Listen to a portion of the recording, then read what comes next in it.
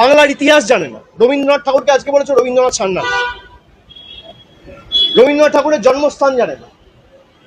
এদের নেতারা মা দুর্গার বংশ পরিচয় নিয়ে প্রশ্ন তোলে, ঈশ্বরচন্দ্র বিদ্যাসাগরের মূর্তি ভাঙে, স্বামী বিবেকানন্দকে বামপন্থী প্রোডাক্ট বলে, তাদেরকেই পাশে বসিয়ে অমিত শাহ প্রেস কনফারেন্স করে বলে সোনার বাংলা তৈরি করবে।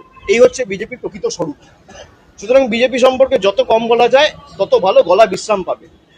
গত নির্বাচনে এরা নির্বাচনের আগে পরিযায়ী পাখির মতো আসে। যখন বাংলার মানুষ 100 দিনের টাকা পায়নি, হা করে চিৎকার করেছে, তখন একদিন এসে মানুষকে রিলিফ দেয়নি।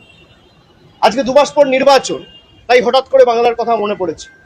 আজকে পরিযায়ী শ্রমিক থেকে শুরু করে বয়স্কদের যেভাবে হ্যারাস করা হচ্ছে এসআইআর এর নাম করে, আজকেও একজন রামনগরে মারা গেছে, গতকালও একজন রানীবাদে মারা গেছে, রোজ সকালে একটা করে মৃত্যু সংবাদ।